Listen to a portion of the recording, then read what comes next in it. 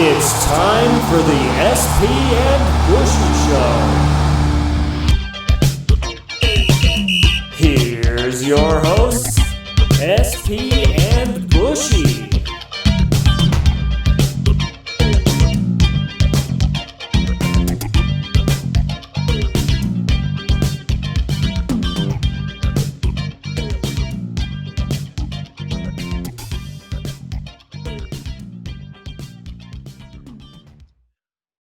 What's up, everybody, and welcome to episode 10 of the SP and Bushy Show. Bushy, how you feeling? I'm doing pretty good, buddy. Just the holidays are just right around the corner. Obviously, happy Hanukkah for you, my friend. Got anything good for Hanukkah so far? You know what? I've got some cool things. Obviously, Hanukkah, always great. Unfortunately, back in October, our dog passed away. But my mom sent me this really cool thing of him superimposed into the picture, the movie poster for The Sandlot. So that's gonna be a cool keepsake. That's me and my fiance's favorite movie, both of our favorite movies. So I mean, to have our dog kind of superimposed into that movie poster is pretty awesome. So we're very excited about that. Oh, that is very, very exciting. I'm getting into the holiday spirit. Baked cookies with my family on Sunday. It was obviously a great time. So it was very, very. I'm getting cheerful, getting into the holiday spirit this year. Absolutely, I think this year's definitely been the toughest it has been. But what's on your list? What are you hoping to get? What am I hoping to get? I'm crossing my fingers. Hopefully I get maybe a couple of games. A couple of Bronco shirts as well. The ones I have are starting to fall apart. I don't know if that's metaphorically with the team going on, but just a couple of games and all that, and then obviously hoping for my jersey to come in as well. So the Avs retro jersey. Actually, they were all out of the Avs retro jerseys, but I ordered you a Mighty Ducks retro jersey that I'm going to have sent to your way. Oh, yes. I'm so excited with the Wild Wing and our favorite jersey that we discussed at our reverse retro jersey. Absolutely. I know. I mean, that's on its way. I hope you enjoy it. Yeah, nevertheless. Oh, hold on. I'm going to do note to self, get Sean his reverse retro Red Wings jersey. Just type it in right now. Oh. I don't want that. But yeah. At any event, can you believe we've done, this is going to be episode 10? Can you believe we're at episode 10? Yeah, I can't believe it. It's crazy. I didn't notice it until really you put up the Zoom link for it, and it was like episode 10. It's like, wow, we've done 10 episodes so far. I know we've chopped it up into bits and pieces and stuff, but this is our real 10th episode. Yeah, and I mean, it's a lot easier to chop it up into bits and pieces than to actually kind of export it as a 2-hour-long thing. So I hope our fans are okay with that. We do have to give some shout outs. My buddy Jason Alt from back in the Wichita, Kansas days. My buddy that I used to always watch the Bronco games with was chatting us up on Twitter, mentioning the Tebow miracle play as one that could have made our list for games that, we wish we could go back and attend, but unfortunately it was not eligible because I was at that game.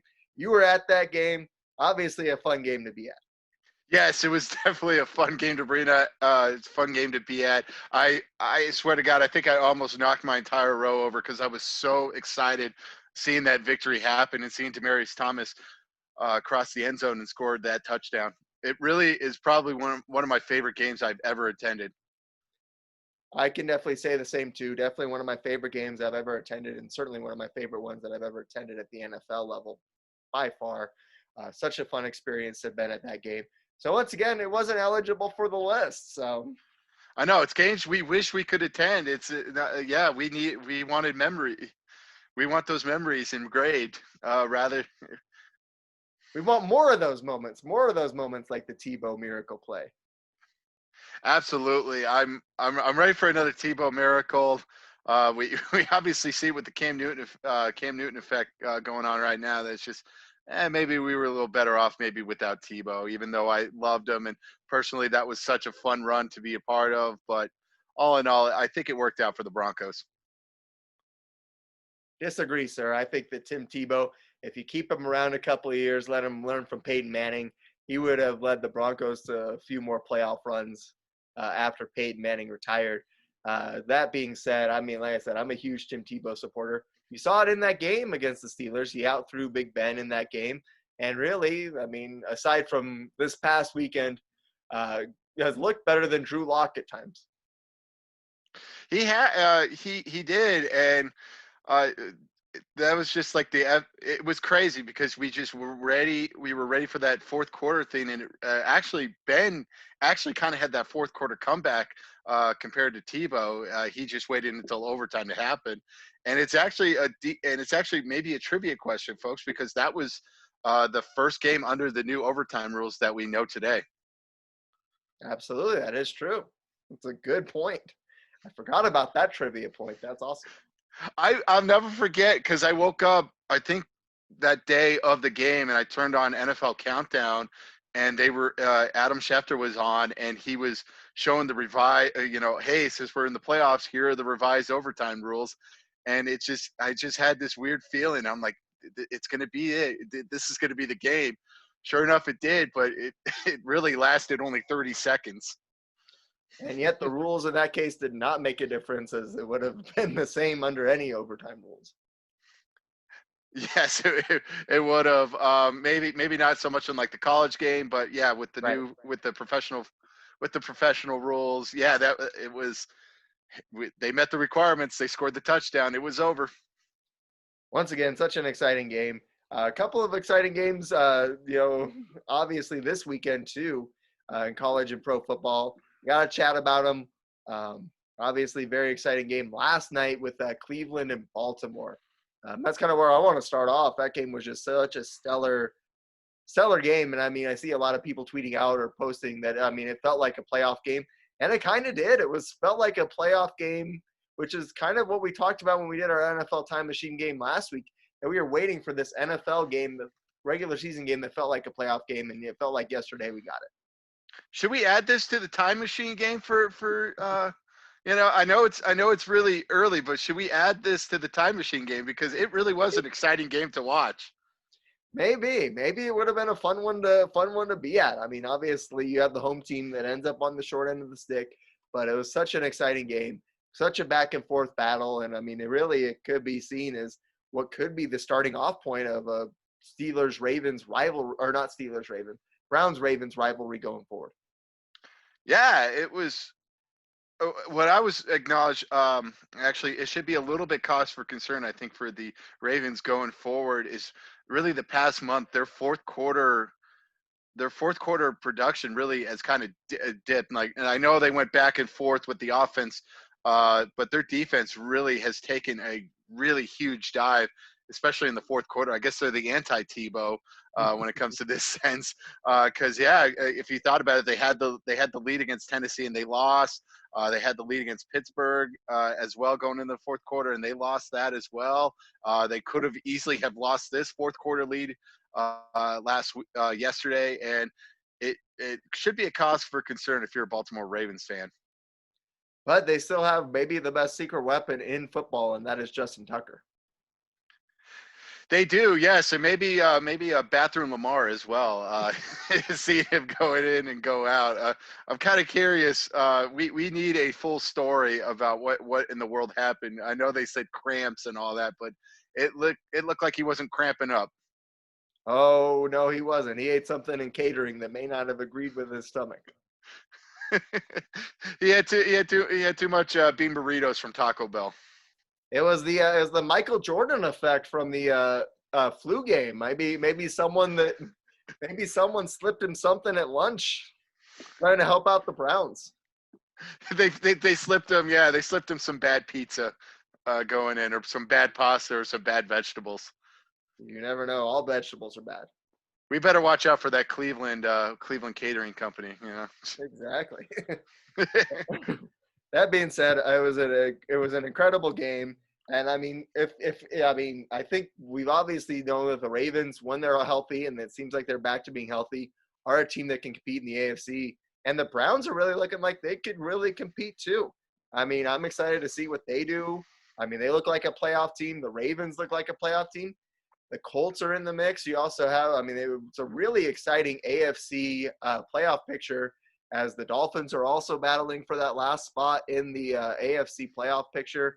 I can't wait to see what happens with those teams straightening it out here over the next 3 weeks. It's going to be fun, especially for that AFC South as well between Tennessee. You forgot to mention Tennessee as well.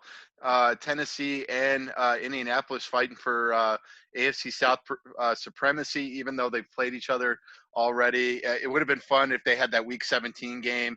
But yeah, and seeing, and especially too with going in the NFC, Arizona as well. They hadn't looked well until last Sunday, beating a very good Giants team, and yeah, it just an interesting AFC playoff picture. I'm very excited to see for the next 3 weeks. Absolutely. I think it's going to be a great run down the stretch here as we got 3 weeks of exciting football coming up. You talked about the NFC playoff picture a little bit. Could we see the Washington football team in the playoffs? They seem to be surging now with Alex Smith finally getting his legs under him. I mean, it's going to be an exciting stretch here to see if it'd be great to see Alex Smith, I think, in the playoffs. That would be really cool. It would have, and we joked probably about a month.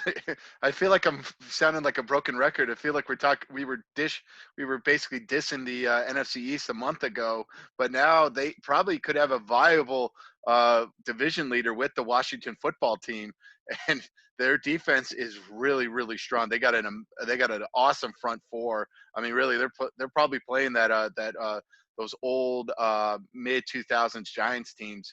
That blueprint that they have, basically, where they have an amazing front four and they just work their way back from that. I mean, that's always a great plan. We saw the Broncos pass rush even a couple of years ago really making an impact as well. I think that's a good way to do it. Quarterbacks hate that pressure, so I think that's definitely the way to really put a mark on a game is a good pass rush. I mean, if you look at it, Minnesota also battling for that last spot, really could have given Tampa Bay a much better fight if their kicker could make a field goal or an extra point. Oh man, what is it with Minnesota and kickers? It goes together like peanut butter and jelly. Just Minnesota and kicking woes. Very, very frustrating to have. Yeah, and Dan Bailey hasn't looked good the past 2 weeks, and it really, like, Minnesota, it's a weird team. They look really good at times, and then they look really bad at times. They're a very, very interesting team. Yeah, absolutely. I'm shocked that Dan Bailey is. I'm shocked that they haven't cut him yet. That being said, like you said, that game really could have been a much different story if the Vikings had a good kicker or had a kicker that made those kicks. If they win that game, they're 7-6, Tampa Bay 7-6, and Minnesota's kind of holding the tiebreaker going into the next 3 weeks. So, I mean, it's such a costly mistake in the kicking game, and like you said, it's kind of be the Anderson curse is what we're going to start calling that, because it doesn't seem like since that game that we talked about, that Falcons Vikings playoff game, that a Minnesota kicker has been able to make a significant kick to help that franchise. Yeah, and it's just very, very interesting to think about that. And Tampa Bay hasn't really looked good as well. Like, the wild card teams are very vulnerable, especially in the NFC compared to like the AFC, where you feel like an AFC wild card team could maybe run the tables and maybe could on a blue moon day probably beat the Kansas City Chiefs as well, who are probably the best team in the NFL. But you really got to give credit to the Broncos as well. Maybe they got to start looking at that Broncos blueprint. I'm like, oh, this is how you really kind of tame this Kansas City offense. Yeah, I mean, they did a good job against them. The Dolphins held them in check for a quarter, and they're like, it seems like you hold them in check for a short while, and then they get going, and then it's over. Yeah, once they get going, there's really nothing to stop. All you got to do is just hold them to field goals. I feel like if you hold them to field goals, you count that as a win. You count that if you give them a punt, you might as well just be thanking your lucky stars. And really, Mahomes looked really vulnerable on Sunday. He did not look like himself. I felt like he tried to force a lot of stuff as well, and he basically did a video game play where he ran back 30 yards down the field and ends up getting sacked as well. So very, very unlikely of Mahomes. It certainly is. Teams are starting to frazzle him a little bit more, but he is just so composed back there. He finds a way to get it done each week, and I think that's why, they're sitting pretty right now as the number 1 seed in the AFC. I don't see the Pittsburgh Steelers, with the way they're playing right now, giving them much of a run for that. So, I think once again, we're looking at the road to the Super Bowl in the AFC going through Kansas City. NFC is a big different story, though. You have the Saints kind of losing their advantage this week to the Eagles, of all people, when they dropped that game. And then now the Packers are sitting as the number 1 seed in the NFC. And, both of those teams have looked pretty beatable to me, too. Yeah, both teams can be beatable any given week. Really, if Rodgers is off his game just a little bit, we see that Green Bay offense really goes downhill. And the Saints really have not been the same ever since Drew Brees has gone out. Really, they are. Thankfully, they've lucked out a lot. I'm not gonna get you mad again with the whole COVID situation with the Broncos quarterbacks, but it just they really have lucked out when it comes to the schedule. They've had to play Atlanta twice, and then obviously basically a non-quarterback team with the Denver Broncos.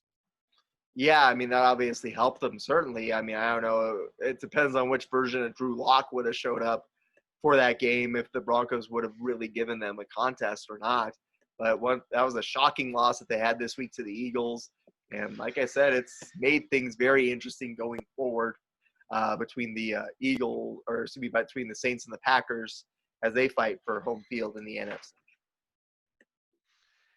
It will be, and Green Bay actually holds the tiebreaker since they beat New Orleans earlier this season. I chalk it up as a looking ahead game for the Saints. They were kind of creeping and looking ahead for this upcoming week against the Chiefs, which it's probably going to be the game of the week this week. So right, absolutely.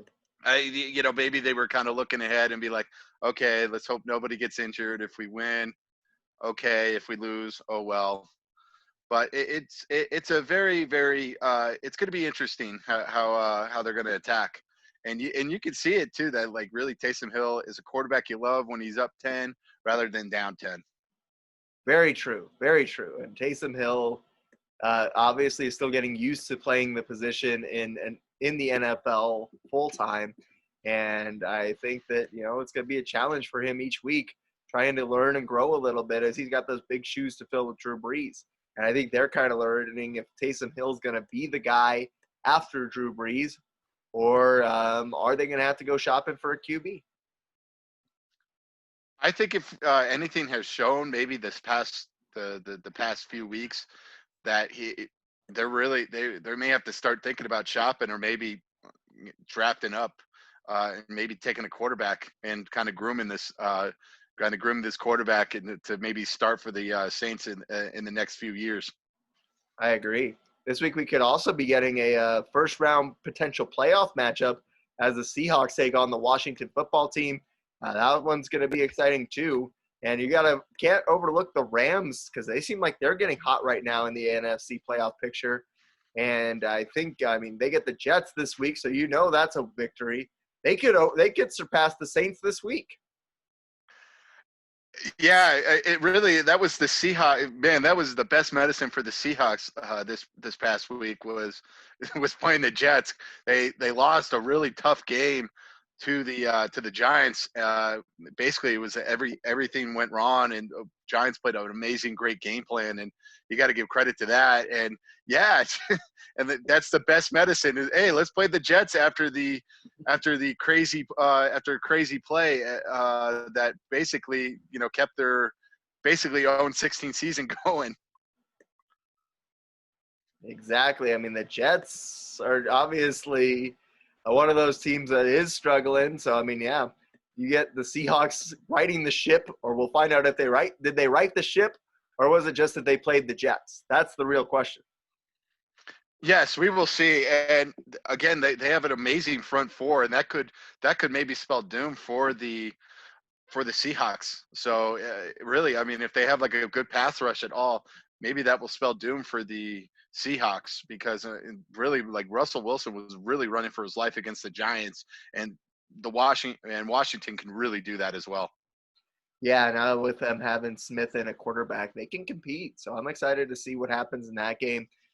Good slate of games coming up this week in the NFL. Like I said, fun down the stretch. A lot of storylines still to be written. So I can't wait to see what happens over these next 3 weeks. College, it looks like, I mean, things are wrapping up. It doesn't look like we're going to get our wish, and that the committee is going to keep Ohio State out just because they only played like 3 games at home all year. So once again, I think I think once again we need to talk about it. You got to expand this playoff to 8 teams, because I mean, if you look at it, it's basically the same 4 teams every year.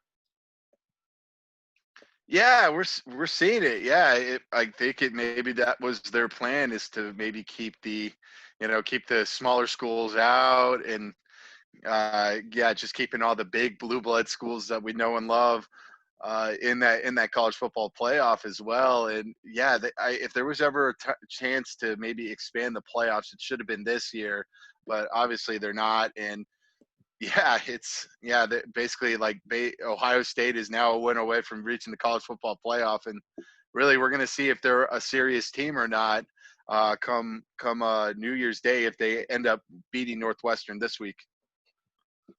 I mean, I think they're going to get killed once they go up again. I think the Big Ten is down this year.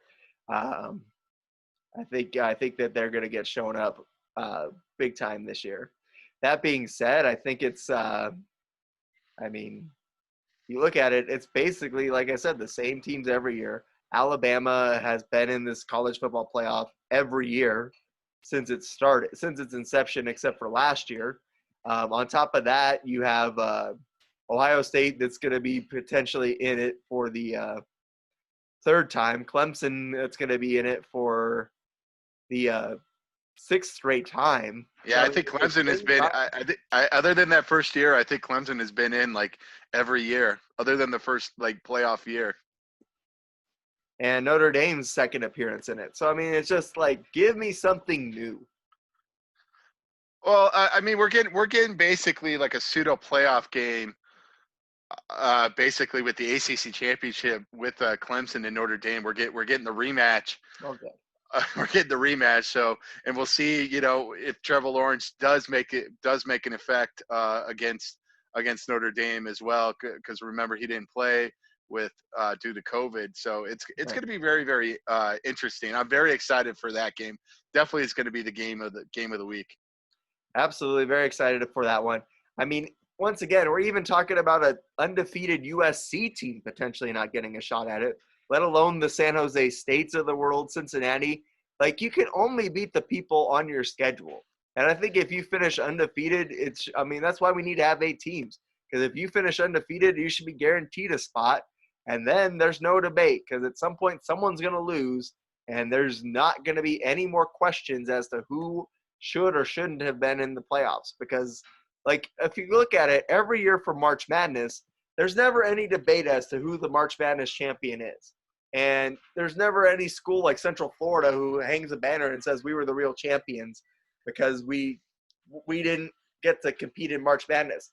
That 70th team that gets left out, you should have won more games during the regular season. But if you finish undefeated and don't get to make it in the playoffs, once again, I think that's the big problem. Yeah, it's very strange, especially for USC. Again, one of these high-powered schools. I think they want that to happen, and they've played the schedule that they played, and they kind of lucked out a little bit. Not playing University of Colorado when they played due to COVID as well, and they don't get a chance to play University of Colorado due to the Pac-12's just total mismanagement of this season as well. And it's just. It's weird. I guess maybe they are the ones that are getting punished rather than Ohio State as well, which is very, very odd because I feel like it should be the other way around because I feel like USC has played as many games as Ohio State. Yeah, they're And they both probably 5-0.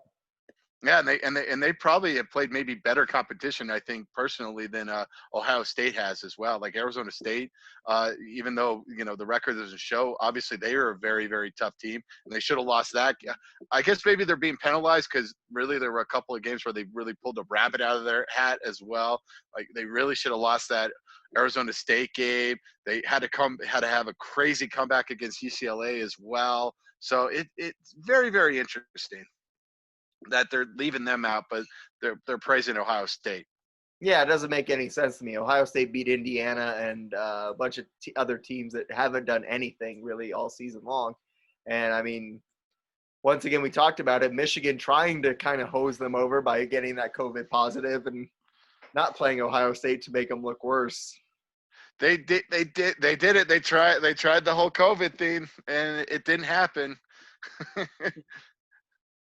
That's just them bending over backwards for Ohio State because they know that's the moneymaker school. And really, Right. I get mad at like some of these people, some of these writers that I get mad at them because it's like they want parity in college football. Well, Pac-12 is kind of like the parity conference for anybody can beat any team at any given Saturday, and somehow the Pac-12 is getting slammed for it.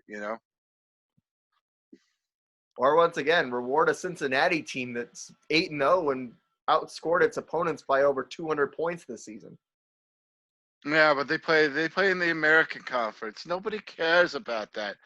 Hey, they actually beat the 2017 national champions in University of Central Florida in Central Florida as well. Yep. This year. I recognize that championship for UCF. I'm all about it.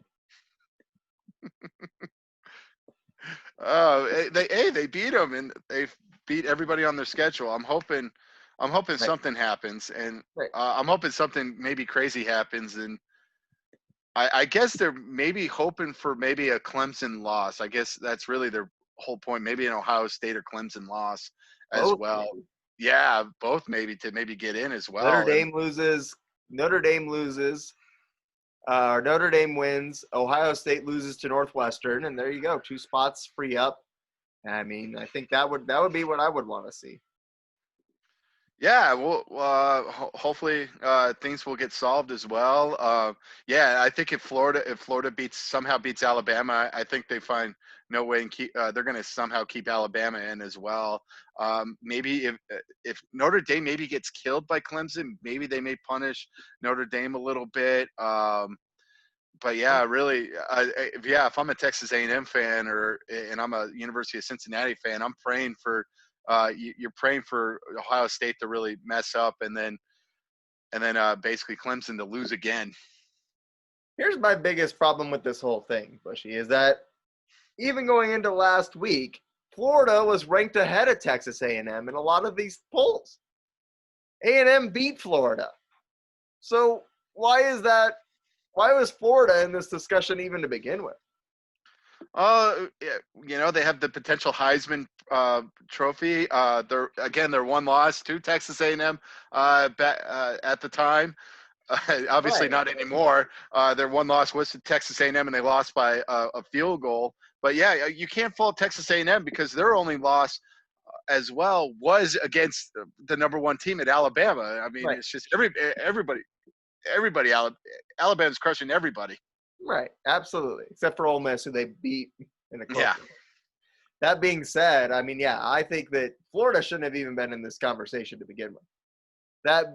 That's where I stand. I mean, I think that was ridiculous. And that brings us to the bonehead of the week, and that is the Florida player throwing the shoe that cost his team the game, cost them a potential shot at a national championship, because now if they beat Alabama, they're still a 2-loss team. And I don't see them even with 2 losses, being able to rise up and get in there. So who throws a shoe too? Honestly, who throws a shoe? Hey, you got a shoe, you might as well just chuck it. It's obviously if it's not yours, you just got to chuck it. And well, what made it even worse as well, it was third. It was like third and like 12 or something like that, and they were going to get off the field. They were going to get the ball. Like that's just complete bonehead. Instead, you got a 15-yard unsportsmanlike penalty, and they were able to keep the drive alive. Certainly. I mean, it's the definition of bonehead. It's why we have this segment each week. And again, the quote Austin Powers, who throws a shoe? Honestly, that really hurts. Who throws a shoe? He chucked it pretty good. I mean, he chucked it a good 20 yards. I mean, accuracy was a little off, but his throw power was pretty good. But all in all, just terrible, dumb, just absolutely bonehead. Which player cost his team more? Was it the Florida DB who chucked the shoe, or was it Dan Bailey for the Vikings? Which team screwed their playoff chances even more? I mean, I think right now you got to go with the Florida guy, just because the Vikings still at least have a couple of weeks to try and work through this. I mean, the schedule isn't super easy for the Cardinals going down the stretch, so there's a chance that the Vikings could still get in there. But the Florida guy, basically, there's no way now that they're getting in there. No, there's no way. Even if they beat Alabama, they're not getting in. If they would have won that game and then beaten Alabama, absolutely. Oh yeah, they would have definitely been in if everything went right and they won both games. But yeah, they've cost their chances now. Like I guess they can only hope now for maybe a Sugar Bowl bid now, or whatever the whatever the non-playoff bowls are. Yeah, the New Year's Six Bowl or the New Year's Six Bowl. Yeah, let's put it that way. The Purell hand sanitizer bowl. I will give credit. Hopefully, hopefully CU gets accepted to the Zoom Conference Bowl. Basically, all they're going to have is going to be a Zoom setup like we do right now, where all the players are going to be out there, and basically, and there's going to be one screen, and it's going to be played on an electric football field. So, we're going to social distance, and we're going to have all this fun stuff, and it's just going to be played by an electric football game. And that's going to decide the winner. Mm-hmm.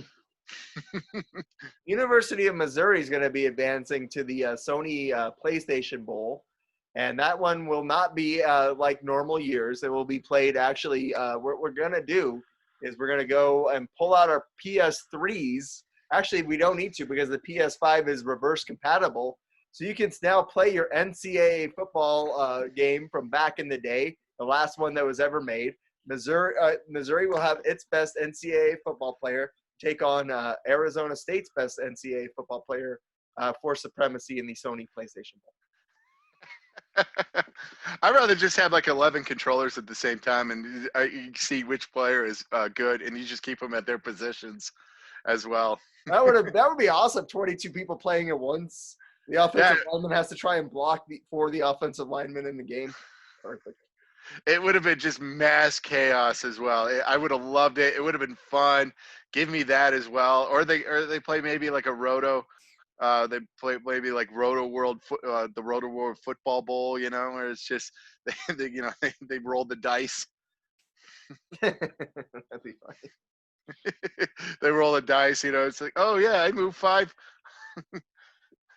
We're going to have a virtual trivia contest, and whichever team wins the virtual trivia contest wins. wins the trivia. Wins the O'Charlie's Trivia Bowl. Facebook portals trivia.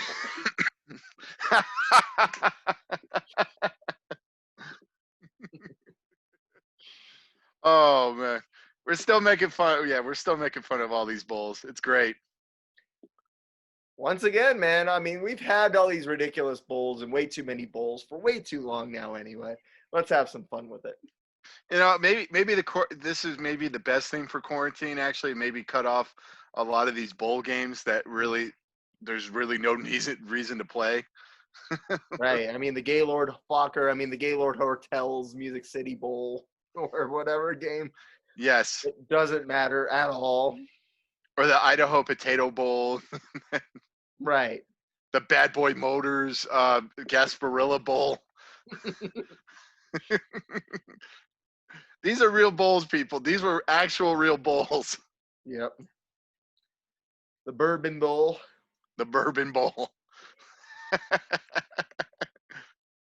Oh, geez. Yeah, it's going to be interesting. Yeah, and we actually, we were supposed to have a bowl game this Saturday, but obviously that got canceled due to COVID. So we'll see how many bowl games are actually going to be played. I'm really kind of curious. I'm devastated that I'll miss the Poinsettia Bowl this weekend. Oh, yeah, oh, man, to all the lovely poinsettias and yeah, the Beef O'Brady's Bowl as well. Once again, that one sounds made up, and it was a real bowl game. It was a real bowl game, folks. The Beef O'Brady. That was like one of the first bowl games to start the year, or to start the bowl season. Yep. I miss finding out who wins that game between Arkansas State and Tulane. And it's a home game for Tulane because it was in New Orleans. Right, absolutely. That's how they got there. The New Era Pinstripe Bowl as well. Pinstripe Bowl. That one, at least you're playing on Yankee Stadium. That one's at least entertaining. If Yankee Stadium can have a bowl game, why can't Colorado have a bowl game? Come on, folks. I don't know. That's terrible. Exactly. The Buffalo Wild Wings Bowl. That one was on New Year's Day, wasn't it? That one? No, I don't know. Or maybe they just sponsored one of the New Year's ones. I don't know. Yeah. I hope the Outback Bowl does happen as well. So, hopefully I can get my either my bloomin' onion or the I don't remember the other thing. Right. You got either or appetizer if either team won. Right. The Taco Bell Doritos Locos Taco Bowl. Whoever wins, we get a Doritos Locos Taco Bowl. If you go and tell your cashier the final score. If the ACC wins, it's nacho cheese. If the Pac-12 wins, it's going to be Cool Ranch. Exactly.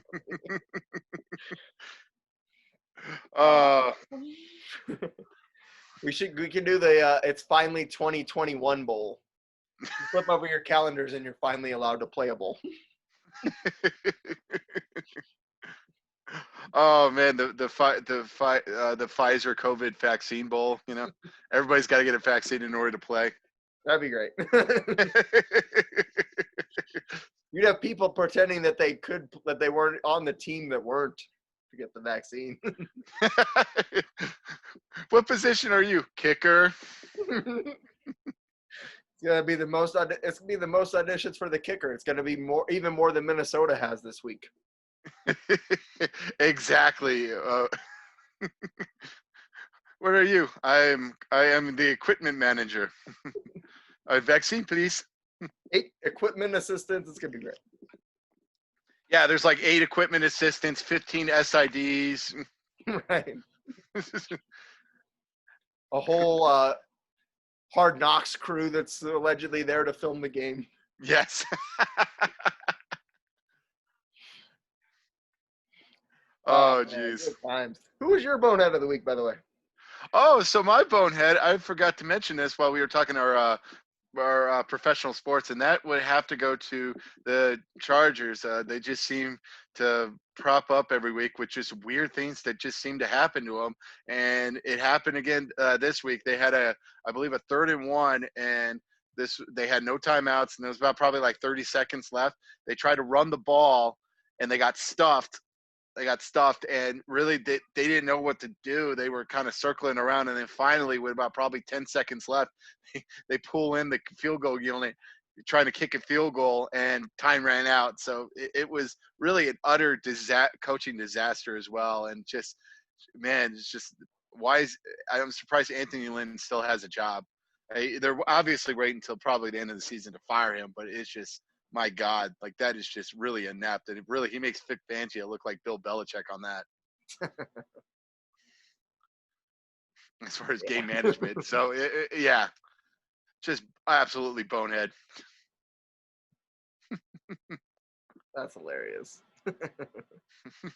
Also, Bushy, I gotta ask you, 3 NBA games tonight. What are you watching instead? I don't know. I'll probably play some video games. If they're on ESPN, maybe I'll catch like 5 minutes and then I'll turn it and watch something else as well. See if anything Christmas is on as well. So see if the Freeform 25 Days of Christmas or AMC's Christmas stuff as well. Yeah, I think it's a good night to try and watch Die Hard. Yeah, that could be a thing. Also, I got a gripe too. So I was watching AMC this weekend, and they have the Christmas Spectacular and all that. They had the movie Snow Day. Remember that Nickelodeon movie? I sure do. That they consider that a Christmas movie? Like, come on, people! Like we have cast too far wide a net when it comes to Christmas movies as well. You know, I mean, it's crazy. It's just like Snow Day has nothing to do with snow or with Christmas or anything like that. Like really, it's like kids got a snow day and all the crazy adventures or anything like that. It's true, but it has Emmanuel Shrieky, who is Jewish and celebrates Hanukkah, so that might be it. That too, and they do have Josh Peck as well. You know, back when he was a little bit tubbier back in the day as well. So very. I totally forgot Chevy Chase was in that movie. Like, Absolutely. I totally forgot about that. I didn't even notice that until I was watching it. I was like, Chevy Chase is in this movie. What is going on? Yeah, exactly. Chevy Chase is in that movie. That was the point his career's at in 1997. Hasn't gotten any better since. So, you know. It was just very fascinating to watch and just. Yeah, it doesn't really hold up. You know, I liked it as a kid, but it's like one of these movies that we talked about. Yeah, that we liked as kids, but now we watch it as adults. We're like, why did I like this? Yeah, I mean, I haven't watched it in its entirety or like actually sat down and watched it to pay attention to it in a long time. But yeah, it was one of those ones where it's like, okay, I think once you got past being a kid, it stops being anything special. Yeah, because snow day was it really was, thinking back as kids, like snow days were the greatest thing in the entire world. If we got a snow day from school, we thought that was the greatest day ever. Absolutely. Absolutely. And now it's just, okay, 2020 has been one long snow day. I've been home the whole time. So yeah, we've just been stuck in our house with all this quarantine. We go out once in a while. I was at work for like the first time in 2 months today, and it felt so weird. I mean, I've been working a job here or there, so it doesn't bother me. So, yeah, but yeah, going back to that office life could be a little bit weird for me as well. Yeah, it was definitely an experience for sure. Yeah, I do miss going to games though. Like that's the thing I've been kind of missing. Oh, for sure. So I'm excited. We do get to host game this week. I brought it up though, Bushy. What are your thoughts? Die Hard, Christmas movie or not Christmas movie? Oh, definitely a Christmas movie. Come on, it takes place on Christmas Eve. There's Christmas references. They're at a Christmas party, folks. Like that what more Christmas do you have to be? It just happens to take place in Southern California where there is no snow. Okay, sorry folks, it's not placed in Minnesota or like North Dakota or something like that, or in Canada. See, here's the nuts and bolts of it for me, Bushy. I gotta break it down like this. If I told you that the plot of a movie was a guy must overcome 12 obstacles in order to reunite with his family on Christmas, does that sound like a Christmas movie to you? Yes, that's obviously sounds. You know, hopefully one of those obstacles was a partridge in a pear tree or something like that. Right, exactly. Yeah. But I mean, it's the same concept. The guy is trying to reunite with his family. It just so happens that instead of the obstacle of trying to find a doll for his kid, the obstacle in this case happens to be 12 terrorists. It shouldn't matter if it's trying to find a Turbo Man doll for your kid or trying to fight through 12 terrorists or trying to burn Joe Pesci's skull with a blowtorch. It's a Christmas movie. Or getting that Red Ryder BB gun as well. And, Exactly. yeah. Well, I got a gripe too, because I've listened several stations, obviously with Cozy 101 being a big one, obviously here in Colorado, and they have played Dan Fogelberg's Same Old Lang Syne, which literally they've mentioned snow twice and Christmas once. So I mean, yeah. So there's like 3 mentions of Christmas, and somehow that's a Christmas song, folks. If you think that's a Christmas song, then you must acknowledge Die Hard as a Christmas movie. It's true. Die Hard, 100% Christmas movie, and the best Christmas movie. Do you remember that? We're gonna have. I guess it's gonna be probably a product. Do you remember old, Miss Goodnow Day? Or did you have Miss Goodnow? I did have Miss Goodnow. Yeah. Do you remember Daily Oral Language back in the day? Friday, she always played Dan Fogelberg. I Do you don't. remember that? I don't remember that. Oh man, somehow I remember it as well. Oh. So it's crazy. It's just, man, it's crazy when you think about that. Looking back all these years later, it's like, why do I like this song? And then you kind of go back and be like, oh man, going back to Miss Goodnow days, doing the Daily Oral Language with the Friday music. I don't remember that. I remember there was one time that I turned in my homework. I was sure of it. And then I received no credit for the assignment. And it turned out that I went to go back and look for it. And Corey Almadon had erased my name and written his name on it. Oh my God, that's a name I haven't remembered in 22 years. Holy crap. Oh my God, I totally forgot about good old Corey. He always had the rat tail in the back. Yes. Yeah, again, folks, I guess this is a story time to prove that we are lifelong friends. Absolutely. Corey, oh my God. Oh, geez. So I'm like, because I was like freaking out because I was a straight A student, especially back in elementary school. I mean, that kind of fell apart later on. But in elementary school, I was a straight A student. And so I was shocked because I knew I had done the assignment, done it well. And then when I got 0 points right, I'm like, what happened? And Corey, I guess, tried to write my name on it. Or tried to erase my name and put his name on it. And I have a very distinct handwriting style.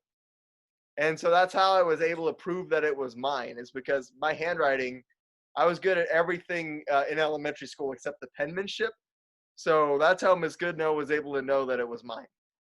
Yes, you were always one of the smart kids as well. I do have to thank you though for helping me pass 7th grade social studies, because I did sit next to Sean at Mr. Resler's 7th grade social studies, and I would always there was an answer I didn't know. I always kind of looked at his, and kind of just copied off of that. Sorry, Mr. Resler. I kind of cheated just a little bit. I mean, I knew most of the answers, but some I didn't know. But thankfully, I was right next to you. Mr. Resler was the man. He was fun. He was, yeah, big Nebraska fan as well. So, which means that his last good year was probably the year that we were in 7th grade social studies with him. We must have put a pox on it or something like that. Put a pox on the on Nebraska. Awesome, man. All right. Well, do we want to get into our time machine game with the wrestling, or do we want to? Is there anything else you had for football? Any more stories from the past? Really, the only thing I really want to talk.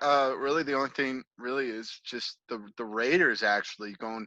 The past, I guess, the past month now they've really kind of fallen off the map, and they really should be on a 4-game losing streak. Looking back at it, but without a Miracle Jets victory, like that should be a cause for concern. And they just fired their defensive coordinator as well after really getting thrashed by the Colts. I'm still kind of confused as to whether or not the Colts are a good team or not. Like, I feel like they're not, but they keep winning and proving me wrong. So I don't know. They have one. They have one game where they look amazing, and then one game where they look like crap, and they're like, "What is going on? What is happening?" Like, I want to trust this team. Which I guess is kind of true of the Raiders too. Like, I mean, they've just kind of looked good and then they're tanking. The schedule lightens up for their favor. They get the Chargers and Broncos, and then a big game against Miami in their final three. So, I mean, it's going to be very interesting to see what happens with them. Which that could maybe determine the last playoff slot as well. Yeah, I mean, I had the order mixed up, but yeah, it's the Dolphins Raiders in 2 weeks. Yeah, they got Chargers this week, and then Dolphins the following week, and then they finish up against the Broncos. So the Broncos could maybe play spoiler and maybe knock them out of the playoffs. So it could be a sweet end to a very disappointing season for the Broncos. Absolutely. I mean, it's going to be a very interesting thing to see. I think the Raiders are one of those teams where maybe shaking things up and firing that defensive coordinator is the answer. You know, sometimes that gets teams going in the right direction. So we'll find out. Well, and this could be the end too of Derek Carr as a Raider as well. I believe this is or I think he maybe has like a couple of years, but they can cut him without really any salary cap loss this coming off season. So this could be his final. You know, we could see his final games maybe as a Raider if they don't meet up to expectations. See, yeah.